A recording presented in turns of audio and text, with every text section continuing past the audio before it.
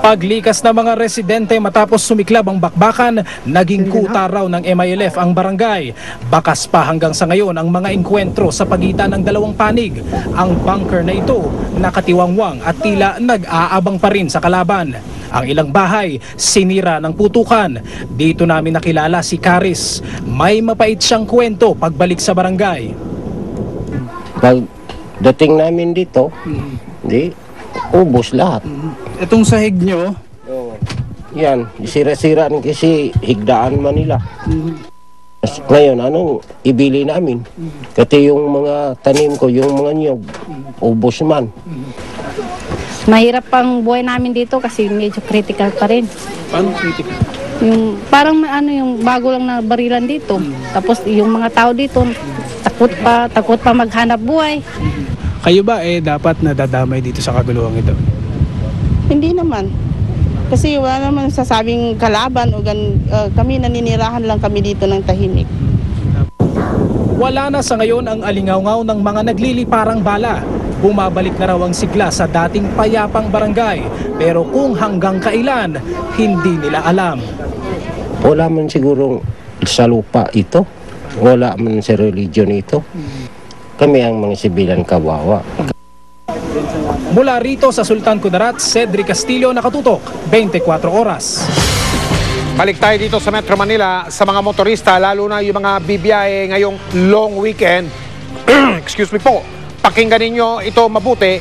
Mamayang alas 10 ng gabi, sisimula na ang tinatawag na reblocking o yung pagsasaayo sa ilang kalsada sa Metro Manila, kabilang na ang ilang bahagi ng EDSA.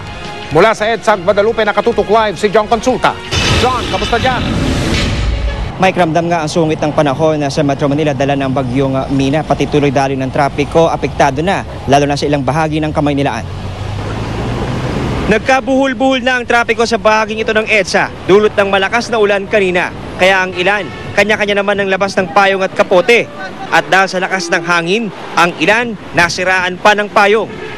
Ang malalakas na pag-ulan sa Metro Manila nitong nakaraang linggo, nagdulot ng matinding sira sa ilang kalsada. Kaya ang Department of Public Works and Highways, sisimulan na mamayang alas 10 ng gabi ang road reblocking o pag-asaayos ng kalsada sa 15 lugar sa Metro Manila. Isinabay raw ng DPWH ang road reblocking sa long weekend para hindi raw masyado makabala sa mga motorista. Kaya ang MMDA naghanda na sakaling lumala ang trapiko. Para doon sa mga approaches ng mga i-reblock ng DPWH, yung aming mga enforcers na naka-assign sa area, hahawakan nila ito para ma-inform yung mga motorists kung bakit medyo nagbabagal ang traffic, malayo pa lang doon sa construction site. Alam na nila na may reblocking na ginagawa ang DP. Kung meron pa silang alternate routes na kunyari makakakanan o makakakaliwa para hindi sila sumaksak doon sa ginagawa, magagawa nila. Kasama sa mga sasailalim sa reblocking ang mga lugar tulad ng EDSA Northbound bago mag-Trinoma Mall, EDSA Ayala Southbound, EDSA Ortigas malapit sa Corinthian, EDSA Magallanes Northbound, pagaba ng Magallanes Flyover, EDSA Balintawak, North Avenue sa harap ng Veterans Hospital, Commonwealth malapit sa Philcoa, eastbound at westbound, Commonwealth malapit sa Evergotesco, westbound, C3 sa Sergeant Rivera, R10, Espanya, Nagtahan Flyover, Osmeña Highway, at Congressional Avenue sa pagitan ng Visayas at Mindanao Avenue. Pero sa MMDA, ang isang lane kada isang lugar lang ang isasara sa mga motorista. Tatagal ng 3 araw ang curing period ng reblocking, kaya sa Martes ng umaga pa inaasang bubuksan ang lahat ng mga lane na magre-reblock. Kaya payo ng MMDA sa mga mananatili sa Metro Manila. Yung mga hindi naman po importante yung lakad, mag-stay na lang muna sa pamilya. Ngayon, kung talaga hindi maiwasan, kung po pwede umiwas na sila doon sa pinagbabanggit ko na areas, mag-take na sila ng other routes kasi marami pa naman lang silang ruta na madadaanan. Para hindi na sila matraffic.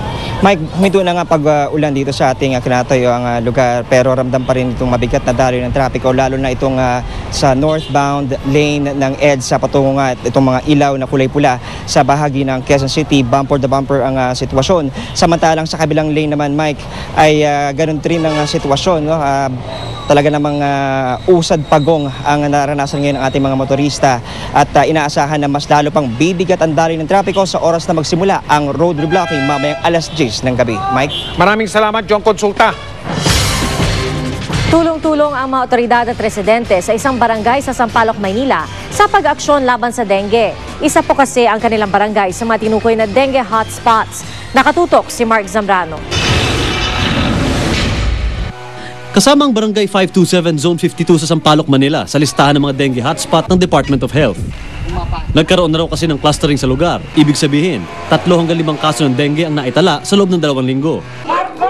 Kaya kanina, lalong pinaigting ng Manila City Health Sanitation at mga taga-barangay ang kampanya kontra dengue. Isa-isa nilang nilibot ang mga bahay habang nililinis ang mga kanal at paso na maaaring pamugaran ng lamok. Namigay rin sila ng mga information sheet at nagdikit ng mga poster tungkol sa dengue. Pero bukod sa mga karaniwang paglilinis ng paligid, inakit din nila mga bubong ng bahay at nilinis ang mga alulod.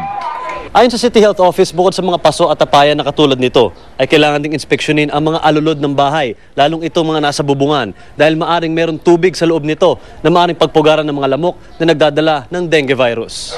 Mas pinagdikit-dikit namin yung strategy, no? Yung search and destroy, pero concentrate kami doon sa mga bubong, alulod. So, alam namin yung sa baba, ginagawa na eh. Pero ang nag-positive kami doon sa mga alulod. Talagang, kaya nakita nyo may mga hagdanan kami. At ngayon ang darating na long weekend, ayon sa DOH, samantalahin mag-general cleaning. Bagaman tila may epekto naman daw ang tawa-tawa sa paggaling ng sakit na dengue, walang ibang panlaban dito kundi ang malinis na kapaligiran. Pero may paglilinaw ang DOH. It appears that tawa-tawa has some effect. Pinag-aaralan ng DOST to find out kung nasaan or ano doon sa chemical ng plant na yun ang active ingredient. Kasabay nito, nilinaw kanina ng kalihim ang lumabas na report na may tinatawag na Ilocano strain ang dengue na ang target daw ang mga maiitimang balat. Biruan yun. There's no such thing. Mark Zambrano, nakatutok, 24 oras. Isa ang Marikina City sa may pinakamababang bilang ng kaso ng dengue sa Metro Manila. Buong taon daw kasi nilang ipinatutupad ang kampanya kontra lamok, may outbreak man ng dengue o wala. Nakatutok si Cara David. Naka-knee-high socks, jogging pants o di kaya'y arm sleeves ang mga estudyante ng Marikina Elementary School kanina bilang bahagi ng Department of Health o DOH Synchronized Action to Fight Dengue. Bakit ka nakasuot ng ganyan? Para po hindi makagat ng lamok at saka iwas dengue po. Ang Marikina ang isa sa may pinakamababang bilang ng dengue cases sa Metro Manila. 245 na kaso ng dengue lamang ang naitala sa buong lungsod mula Enero hanggang sa kasalukuyan. Ano ang kanilang sikreto? Ginawa na kasing kultura ng mga taga rito ang kampanya kontra lamok. All year round ang paglilinis sa mga eskwelahan at barangay, may dengue outbreak man o wala. As early as January pa lang ay nagsasagawa na kami ng mga pamamaraan kung paano natin mapapababa ang kaso ng dengue. No? Meron tayong mga continuous cleanup drive ng lahat ng mga barangays and also mga schools at iba private sectors natin ay nagtutulong-tulungan din upang ma-control natin to. Bukod sa paglilinis, nag-misting rin kanina sa mga silid-aralan.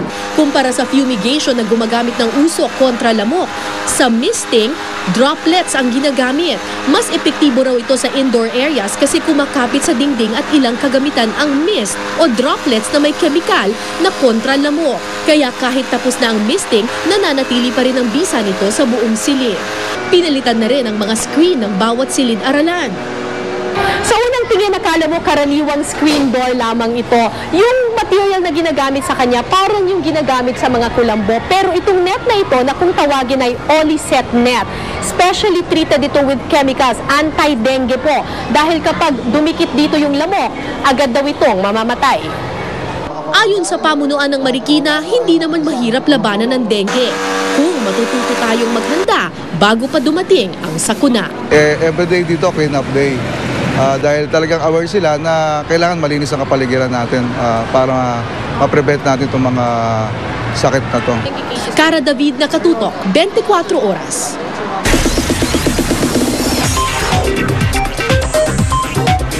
Chika Minutes! Good evening mga kapuso, non-stop pa rin ang ating mainit na chikahan this Friday night. Si Grace Lee, naka one-on-one interview ang Korean heartthrob na si Kim Yoon-jung. At kohendayat na sikreto daw sa pagpapapayat ni Judy Ann Santos, effective nga ba talaga? Inalam ko yan. Yan at iba ko pang chika, maya-maya lang.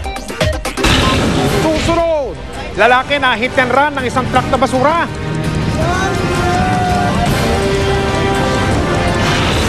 Sa bansang Peru, pagbagsak ng isang umano'y bulalakaw. Ayan o, nakuna ng video.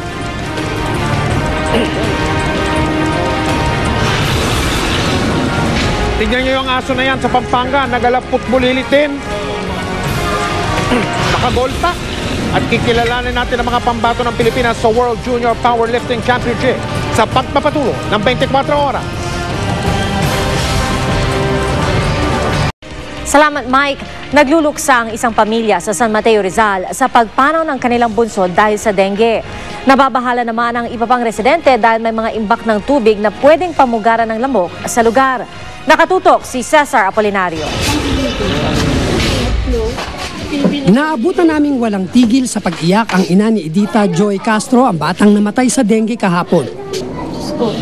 Ano po yung ano nyo naman? Yung madalas siyang nasa loob ng palikuran dahil ayaw makita ang anak na nakahimlay sa kabaong.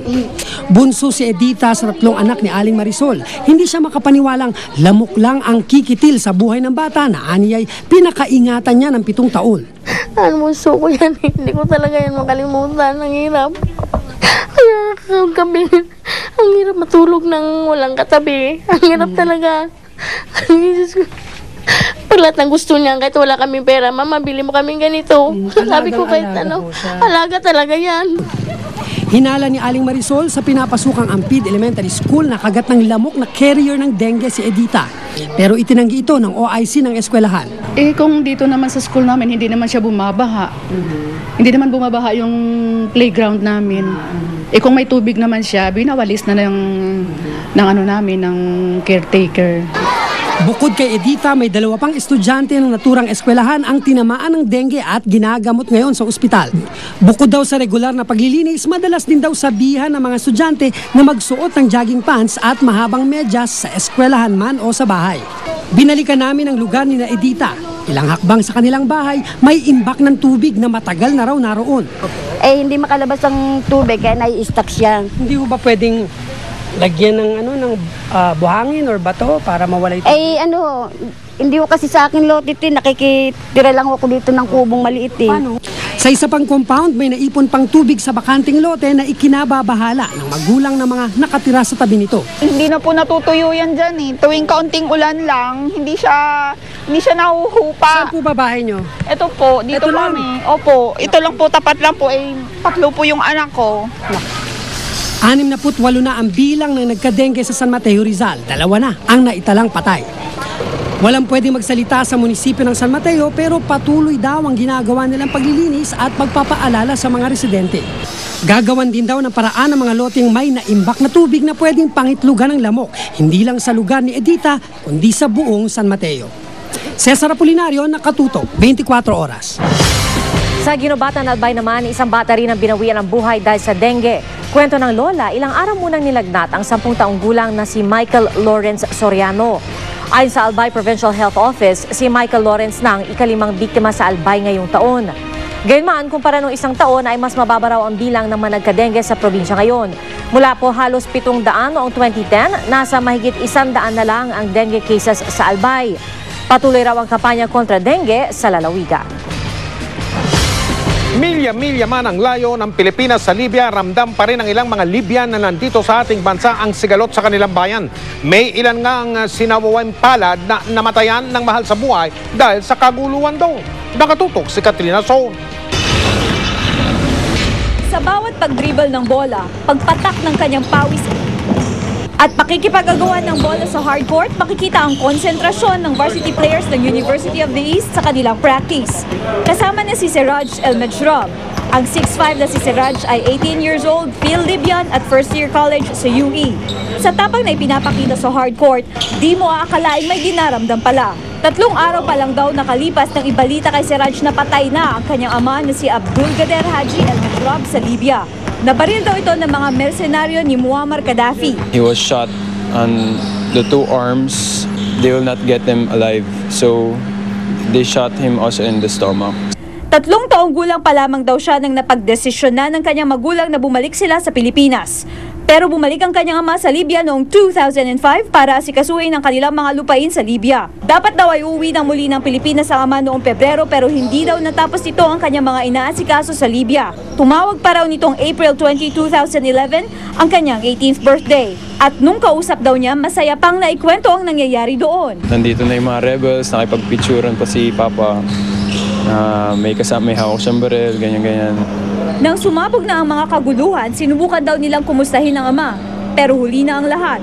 Kaya naman ganun na lang ang galit ni Sir Reg sa nakalipas na administrasyon. Sa mga pinagagawa rin ni Gaddafi na parang hindi na makatao, it's not fair anymore. Kasi kukuha na lang siya ng mercenaries para patayin yung mga tao. It's parang makahayop naman yung mga ginagawa niya. Nais daw makabalik ni Siraj sa Libya para sa kanyang ama, pero hindi pa ito mangyayari sa ngayon.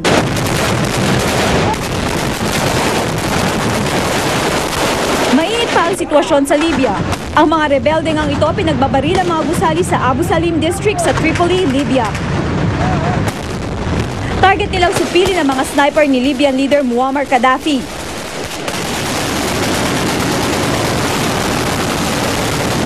Posibleng doon daw nagtatago si Gaddafi at ang kanyang mga anak. Marami pa raw loyalista roon.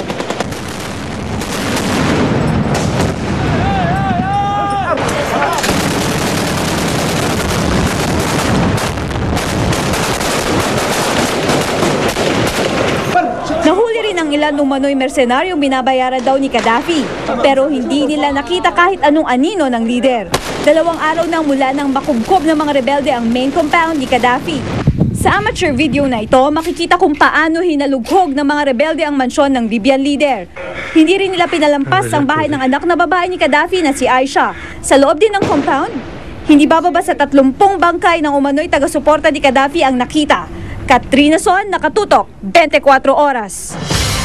Nakalabas na ng kulungan ang 2 sa 3 tinaguriang Alabang Boys. Kung iyon natatandaan, sila yung mga anak mayaman na kinasuhan ng pagtutulak umano ng iligal na droga. Binasura na kanina ng korte ang kaso laban sa kanila. Nakatutok si June Veneracion. In the handling of the corpus delicti of these cases, the presumption of regularity should bow down to the presumption of innocence of the accused. Hence, the 2 accused, Brodette and Joseph, should be, as it is hereby, acquitted of the crimes here in charge for illegal selling and possession of dangerous drugs.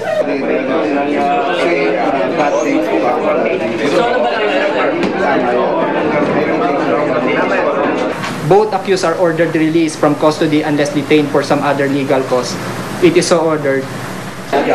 Malaya na sina Richard Brodette at George Joseph, anak ng mga may kayang pamilya na inaresto dahil sa pagtutulak umano ng droga.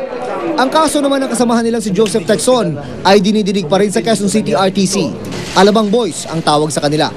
Sa operasyon ng PIDEA noong September 2008, nahuli si Brodette na nagpasa raw ng 60 tablets ng ecstasy kay Joseph sa Ayala, Alabang. Naaresto si Joseph matapos itong magbenta sa nagpanggap na undercover PIDEA agent. Si Brodette at Texon naaresto rin. Pero ngayong araw, tinapos na ng korte ang halos 3 taong pagkakakulong ni Brodette at Joseph. All the glory be to God. Of course, we're happy. Very much happy. Basta they're free, that's all it's more important. Sa 46 na pahina ng desisyon ni Muntinlupa RTC Judge Juanita Guerrero, sinabi nitong ang kabiguan ng prosekusyon na mga ilatag lahat ng link sa chain of custody ng ebidensya ang siyang ikinatalo ng kaso. Sa madaling salita, hindi raw napangalaga ang mabuti ang mga ebidensya bago makarating sa husgado. Hinawakan umano ng kustodya ng PIDEA ang mga ebidensyang droga noong tanghali ng September 20, 2008 pero lumalabas na hindi na raw alam ng kustodyan kung ano ang nangyari sa mga ebidensya sa pagitan ng pasado alas 12 ng tanghali hanggang alas 2 ng hapon ng araw na yon kung kailan ipinisenta na ang mga ito sa media ni na dating PIDEA Chief Junicio Santiago at Major Ferdinand Marcelino. Dahil dito, naputol daw ang chain of custody. Nakatulong sa amin actually yung media kasi nag-press conference yung PIDEA at sa pagpakita nila ng ebidensya, hindi nila na-explain, hindi nila pinakita kung paano pumunta doon ng drugs, sino nagdala doon galing sa laboratory. We thank the Lord, we thank the Honorable Judge that justice was served today. Base pa sa desisyon, dapat daw iniharap ng prosekusyon sa korte sina Santiago at Marcelino para linawin ang nangyari, pero hindi nila ito ginawa. at wala man lang paliwanag. Sabihin man ng ilan na na-dismiss ang kaso dahil lang sa teknikalidad, ayon sa korte, dapat masunod ang chain of custody rule dahil ito ang bubura sa mga pagdududa sa ebidensya. Pinag-aaralan naman ngayon ng mga abogado ng Alabang Boys ang posibilidad na sampahan ng kontrademanda ang PIDEA, lalo na si dating General Santiago. Ayon kay Santiago, ginawa nila ang lahat para sa naturang kaso. Is there any choice for people like us? Nandiyan na yan eh. Hindi mo nga sabi ko, you respect the court. Sinabihan ko, talo ka, okay. Better luck next time. Bagamat nalulungkot, iginagalang daw ng PIDEA ang desisyon ng korte. Sa isang high-profile case gaya ng sa Alabang Boys, ang desisyon na ito ng korte ay tiyak na lilikha na naman ng malaking kontrobersya. Pero nanindigan ng korte, tama ang ginawa nilang pagpapawalang sala sa dalawa. June Manarasyon, Nakatutok, 24 Oras. Bumalik na po sa kanilang tahanan ang mga residenteng lumikas mula sa kaguluhan sa ilang barangay sa Sultan Kudarat. Pero halos wala na silang ari-ari ang dinatnan. Mula sa Sultan Kudarat, Nakatutok si Isa de Castillo, eksklusibo. 3 oras na biyahe sa mahigit 100 kilometro mula sa General Santos City. Kasama ang otoridad, narating din namin ang detachment na ito ng pinagsamang puwersa ng 73rd Infantry Battalion ng Philippine Army at 3rd Company ng PNP sa bayan ng Palimbang, Sultan Kudarat. Hindi lugar ng bakbakan ang aming pupuntahan, kundi sitio kung saan libu-libong residente ang nakahanap ng ligtas na masisilungan. Hulyo nitong taon, may 10,000 residente mula sa mga karatig na lugar ang napilitang mag-evacuate dito sa Barangay Maganaw. Hindi baha o bagyo ang kanilang tinakasan, kundi pagpapaulan ng bala mula sa umunoy 2 naggigiriang paksyon ng MILF. Ayon sa investigasyon namin, nag-aagawa sila ng lupa. So dumating itong isang tinatawag natin 104th Base Command at sinalubong naman itong 105th Base Command at nagkaroon sila ng bakbakan na tumagal ng ilang araw. Iyon lang, nag-establish sana sila ng kampo nila dito o train, kung sinong gustong mag-training sa mga parang magre-recruit sa labas. Sa ganun, hindi naman sila pumipilit at saka hindi naman silang inabuso itong mga sibilyan ko. 2 buwan ang nakalipas, binaklas na ang mga evacuation tent. Naglakas loob ng umuwi ang mga evacuee. Hinanap namin ang mga naipit noon sa bakbakan. Sa kondisyon ng kalsada, mahirap isiping national road pa rin ang aming dinadaanan.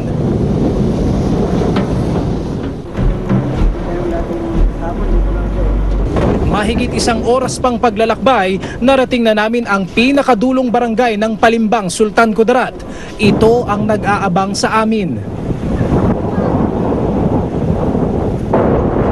Sumisipol na hangin sa ibabaw ng bughaw na tubig, mga kubong nakatirik sa pampang, at ang pagsusumikap ng mga tiga-barangay Kipongit na limutin ang sumiklab na alitan.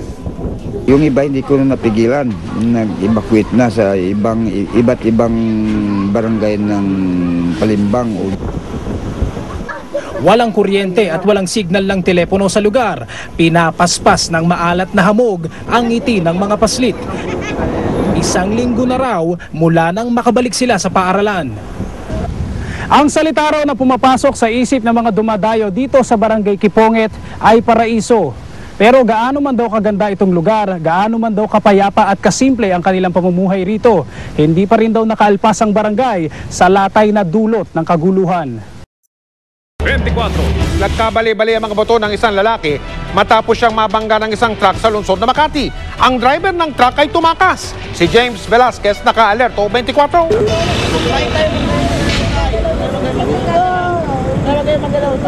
Bagamat nakaligtas, matinding sakit ng katawan ang inabot ng 42 anyos na si Edwin Tonanan matapos siyang mabangga at takbuhan ng isang truck ng basura sa kanto ng Pasong Tamo, Corner EDSA sa Makati, mag-alas 4 ng madaling araw. Agad siya nirespondehan ng Barangay Bangkal Emergency Group.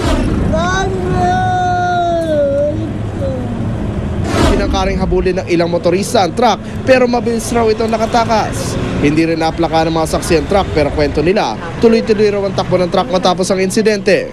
Pagliko kasi ng truck, gilid na gilid ba? Hagip talaga doon sa pwesto ng lalaki. Kaya nahagip po siya. Paano nyo nalaman na nabagyan na siya? May narinig kayo? Pagkaalis na ng truck, umiiyak na po yung lalaki. Sumisigaw na tulong, tulong. Pero yung truck? Hindi yata niya narinig eh. Dire-diretso lang siya eh. Nagtamo ng mga baling buto sa hita, leeg at sugat sa iba't ibang bahagi ng katawan si Tonanan na agad isinugod sa ospital. Ayon sa Emergency Rescue Unit ng Barangay Bangkal, marami na silang narespondehang mga aksidente sa kantong ito. Sa kanto ng Pasong Tamo, medyo mabilis na ako magpatakbo ang masasakyan at may kadiliman din sa lugar. Yung iba, may bilis na ang takbo pagliko lang rito kasi blindside na tong yung pagliko dito eh. Siguro hindi niya napansin yung nasagi niya na. Ayon ng mga otoridad sa mga motorista, hinay-hinay sa pagpapatakbo ng sasakyan sa mga madilim na lugar para makaiwas sa sakuna. James Velasquez sa Alerto, 24.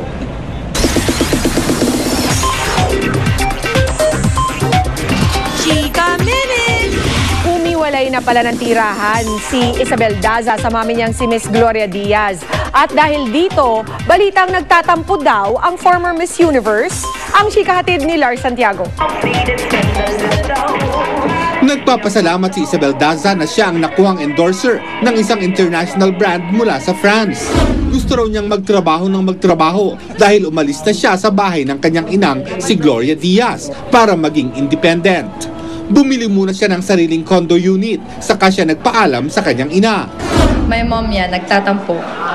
Nothing too big naman, pero minsan sinasabi niya, ay, wala na akong kasama sa bahay, gano'n. Siyempre, Filipinos were very close to family, and yung mom ko, siyempre, gusto niya ako dun sa bahay, kasama siya. Kailan lang bumukod si Isabel at masama pa rin daw ang loob ng kanyang ina na nagbabakasyon ngayon sa India. Kahit naman daw nakabukod na siya, nagkikita pa rin silang mag-ina pag binibisita niya ito o kaya'y kumakain sila sa labas. Aminado si Isabel na hindi madaling magsarili dahil siya na ang nag-iintindi sa lahat ng gawaing bahay. And so, mas na-appreciate ko syempre yung mom ko.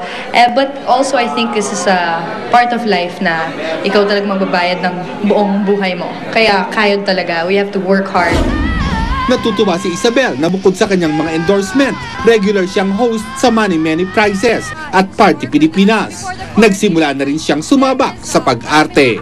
I'm doing guestings on Bubble Gang. Guesting ko lang with Mr. Ding Dong Dantes sa Spooky Nights. So yun pa yung pinaka-first acting ko. Lars Santiago, updated sa Showbiz Happenings.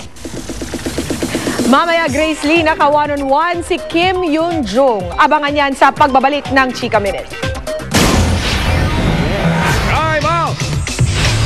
Sasabak na ang 4 na pambata ng Pilipinas sa World Junior at Sub-Junior Powerlifting Championship sa Canada sa Lunes. Ang ilan po sa kanila ay sinanay mismo ng kanilang mga ama na bigatin din pagdating sa powerlifting. Makita muna tayo kay Chino Trinidad. Masasabing may angking lakas sina Clark, Raymond at Lucas sapagkat tumatakbo sa kanilang dugo ang tibay ng pangangatawan na minana nila sa kanilang mga kaanak. Si Lucas ay pamangkin ng dating Asian bench press record holder na si Marco Lorenzo. Si Raymond, nasa edad 7 taon, nagbubuhat na ng bakal, pinamanahan naman ng lakas ng kanyang tatay na si Ramon Dibuque na 2-time Asian Open gold medalist. At si Clark naman, naisunda ng yapak ng kanyang ama na kilala bilang Philippine strongest man na si Eddie Torres. Ngunit bukod sa angking lakas, ay kinakailangan din ang mind over matter sa powerlifting. I run the lift through my head. I keep thinking about it, thinking about what I'm gonna do, and I play it over and over again until it comes naturally na lang. Para kay Philippine strongest man, masaya siyang makitang ipinanganak na ang hahalili sa kanilang mga alamat ng Philippine powerlifting. Kaya sa taong ito, ipapaubaya muna nila ang pagtataguyod ng bansa sa mga future ng Philippine powerlifting. We saw better medal potential for the young ones. We're happier now to see the young ones improve. These kids are the strongest we've seen for the past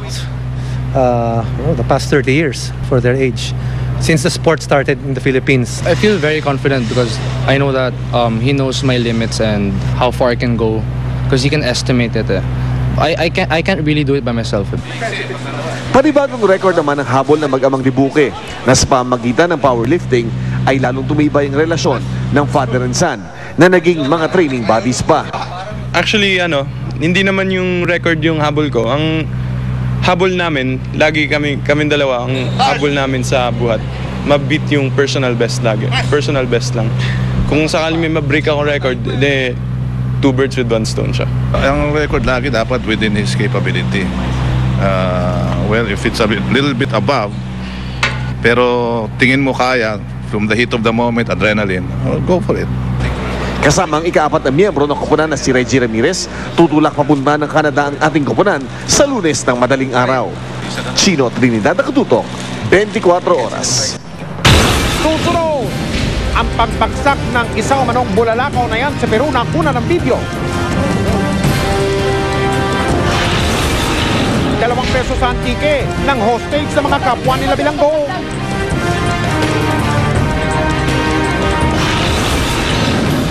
Yang aso na yan marunong mag-football? Oh, nakashoot pa! Tututukan natin yan sa pagpapatuloy ng 24 oras. Balita mula sa bansang Peru, kuwang-kuwa sa video ang pagbagsak ng isang manong bulalakaw. Laking gulat daw ng mga taga-Cusco dun sa Peru po yan, sa animo ay nagbabagang bato na yan na gumuhit sa kalawakan. Nangyari yan ilang oras matapos silang manangalian, may 10 araw na ang nakalipas. Hindi pa ngayon matiyak ng mga eksperto kung saan yan bumaksak. Karaniwang nagkakaroon ng pagbagsak ng bulalakaw kapag may bato mula sa tinatawag na outer space na tumama sa atmosphere ng ating mundo.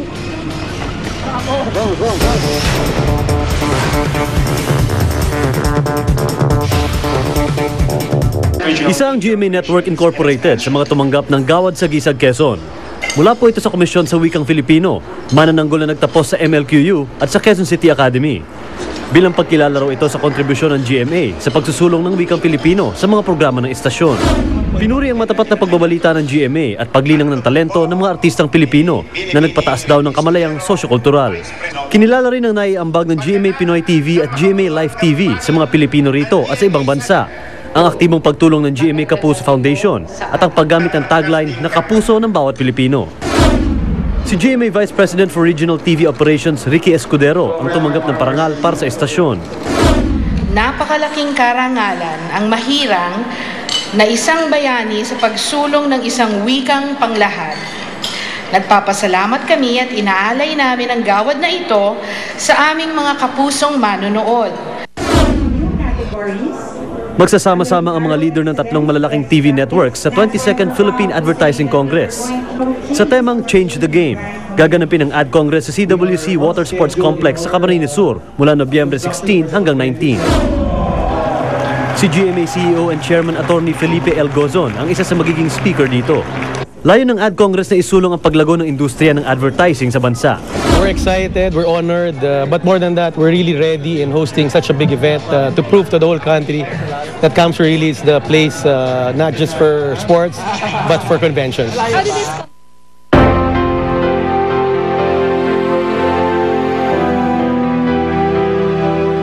Kailangan ng ating mga kababayan, simple man o may kabigatan, ay pilit pong tinutugunan ng GMA Kapuso Foundation. Katulad po ng ginawa nilang pagbisita sa ilan nating kababayan sa Abuyog, Leyte. Tunghayan po ninyo.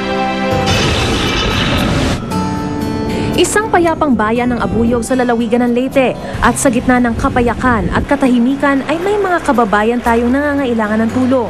Malayo man at maraming balakid, hindi po tayo nag-atubili na sila'y dayuhin. At eto nga, tunay na kagalakan at taos na pasasalamat ang sumalubong sa atin. Iba't ibang larawan ng hirap, pagtitiis at kawalang pag-asa ang ating nakunan. Maraming salamat sa inyo, ma'am. Mula ko ni Buligan. Wow, naman kami dito. Ako mga anak, waray kami pagkaroon. At sa ating munting paraan, sinikap nating pawiin ang kanilang mga dinaramdam. Tulad na lamang ng pamilya Bigonte, na dinalhan natin ang pagkain at ilang damit.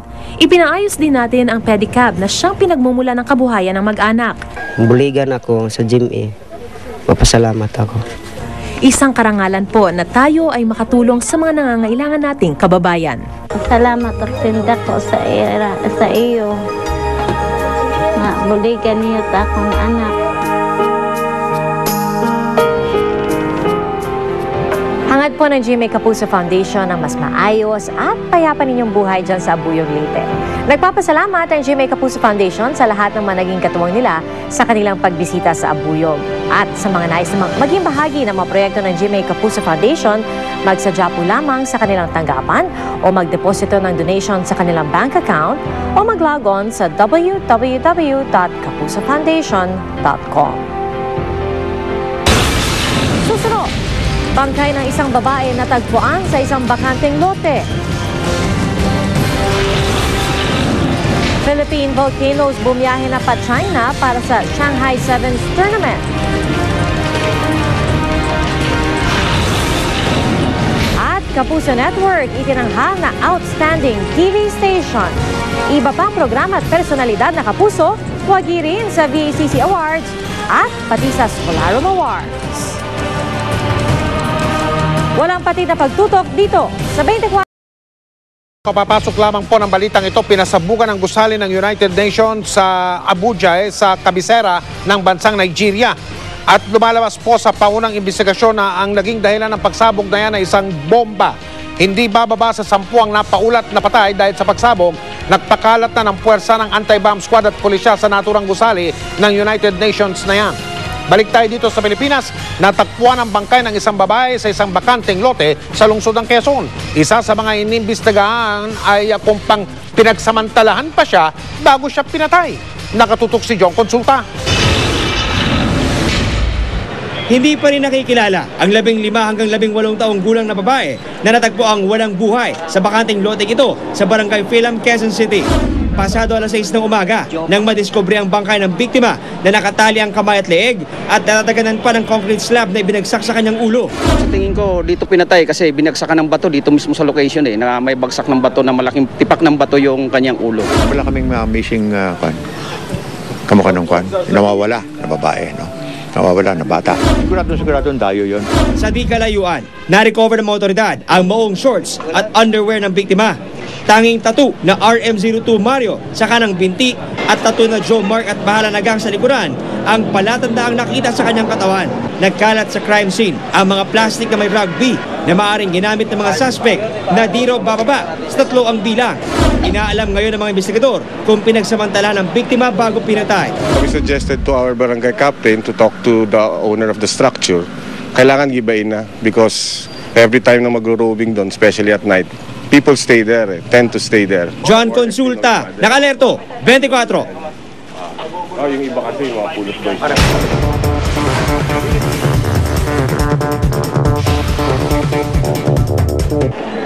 Para palakasin ang kalidad ng edukasyon sa Rizal Province, inulunsad ang Enhancement and Expansion of Capability in Information Technology and English o EXCITE program. Sa ilalim ng programang ito, sasanayin sa IT at English ang 9,000 elementary at high school teachers ng lalawigan. Handa na nga ang training center para sa unang bugso ng pagsasanay sa September 5. Matapos ang IT at English, isusunod naman daw ang Math at Science. Katuwang sa EXCITE ng provincial government ang Province of Rizal Educators Development Advisory Council, URS Development Foundation Incorporated at ang University of Rizal System. Ang programa ay nabuo sa inisyatibo ni dating Rizal Congressman Dr. Gilberto Duavin. Para maging globally competitive ang ating mga guro, ang ating mga kabataan. At yan naman ay hindi magagawa sa isang maikling panahon lamang kahit itong programang ito ay tuloy-tuloy na. Susunod, Philippine Volcanoes sasabak na bukas sa Shanghai Sevens Rugby Tournament.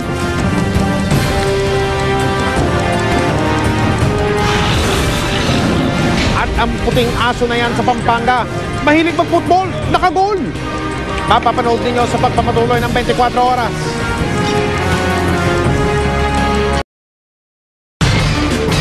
Bumiyahe na kagabi papuntang China ang Philippine Volcanoes para sumabak sa Shanghai Sevens Rugby Tournament. Makakasagupan ng Volcanoes sa naturang torneo ang 12 sa pinakamahuhusay na rugby union sa buong Asya. Bukas ay nakatakda nilang makalaban ang koponan ng United Arab Emirates at ang defending champion na Korea. Target ng Philippine Volcanoes na maka-top 6 sa Shanghai at sa Malaysian Sevens.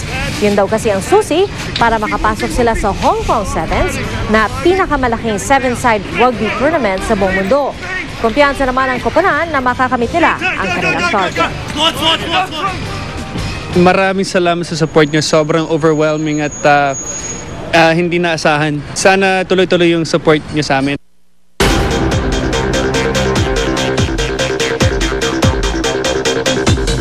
Dumarami talaga ang nahihilig sa larong football o soccer at hindi pauhuli dyan ang isang aso.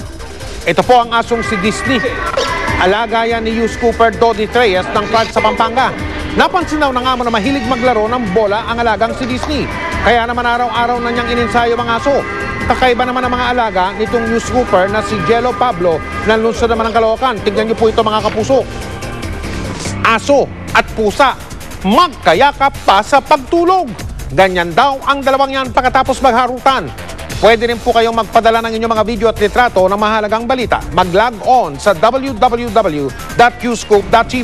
Para naman magpadala ng text o MMS, i-text ang salitang scoop, space, ang inyong mensahe, space, ang inyong pangalan at address, at ipadala ninyo sa 4627. Paalala lang sa ating mga Yus Cooper, yun lamang pong mga video at litratong pagmay-ari ninyo ang mismong ipadala ninyo sa amin.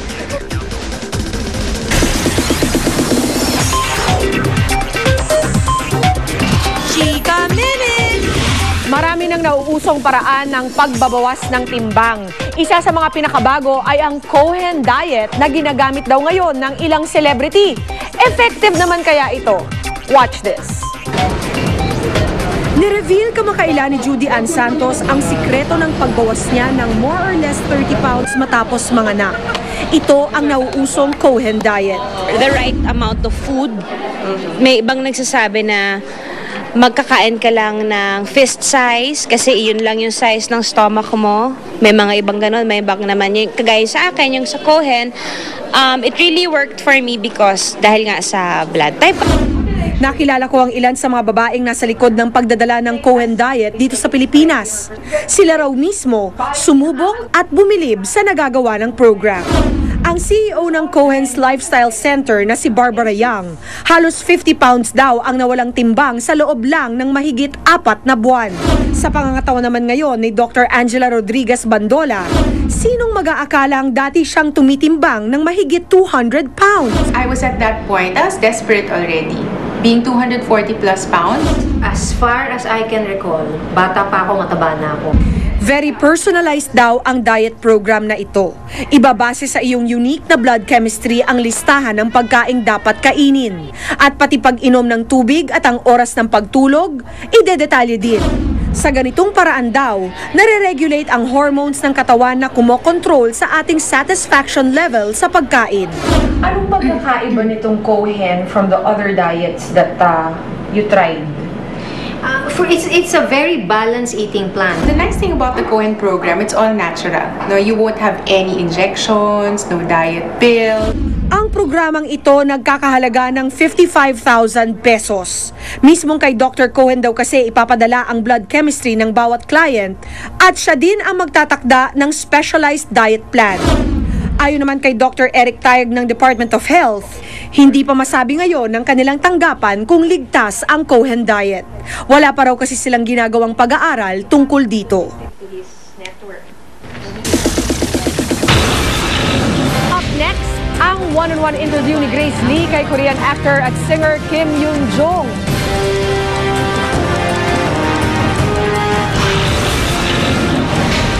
GMA7 pinarangalan bilang Outstanding TV Station. Iba pang programa at personalidad na kapuso, wagi rin sa VACC at Scolarum Awards.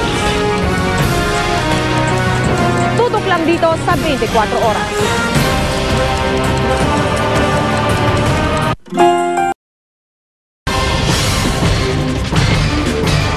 Patuloy na ginugunita ang ika-100 taon ng kamatayan ni Doña Teodora Alonso, ang nanay ng ating pambansang bayaning si Dr. Jose Rizal. Bilang bahagi nito, pumunta ang mga kaanak ni Doña Teodora sa mga lugar na naging parte ng kanyang buhay. Kabilang na ang Colegio de Santa Rosa sa Intramuros, kung saan nag-aral si Doña Teodora. Nag-alay din sila ng mga bulaklak sa rebulto ni Rizal sa Luneta. August 16, 1911 nang mamatay si Doña Teodora sa isang bahay sa Binondo, Maynila. At ayon sa kanyang mga descendant, si Doña Teodora ay simbolo ng isang huwarang ina at asawa.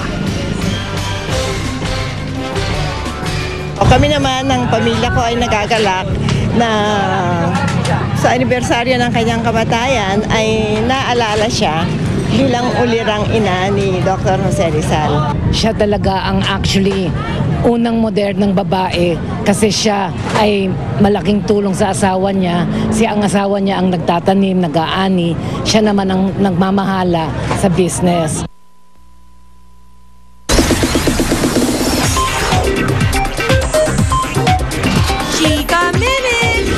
One-on-one interview na ating kapusong si Grace Lee, ang Korean actor at singer na si Kim Hyun-jung. Nagkwento ang Korean heartthrob sa kanyang interests at maging tungkol sa kanyang pamilya. Yan ang chika ni Grace Lee. Hindi lang pala sa kanyang acting at singing career, nakafocus ang Korean heartthrob na si Kim Hyun-jung. Pati kasi sa sports, interested siya. In fact, he gained muscles nga raw by playing soccer. Kung iimbitahin siya ng mga askas, maglalaro ba siya with them? And he said for sure. Pero may drawback rin pala ang pagiging famous niya. Sa gitna kasi ng kanyang series of tours and projects, hindi niya masyadong nakakasama ang kanyang family. How often do you get to see your family? 가족 몇 번이나 보세요? 저는 1년에 가족을 많이 볼. Pero kahit hindi niya madalas makasama ang kanyang family, meron daw laging pabaon sa kanya ang kanyang mommy. Is there anything special that your mom packs for you every time you go out of the country? 어머니께서 김치 정도는. Sinabi rin ni Kim Hyun-jung ang dahilan sa likod ng pagtulong niya sa organization na Abiertas House of Friendship na para sa single moms or unwed mothers. 무대에서 전 노래하는 모습이고요. Gusto lang talaga ibalik niya ang pagmamahal na natatanggap niya from his fans here in the Philippines. Kaya niya ginagawa ito. Actually, narinig din niya na meron tayong kakulangan sa sex education dito sa Pilipinas. Kaya gusto niya rin tulungan niya ang mga single mothers out there. Grace Lee, updated sa showbiz happenings. At yan po ang may init kong chika this Friday night. Happy weekend mga kapuso. Ako po si Pia Guanyo. Mike?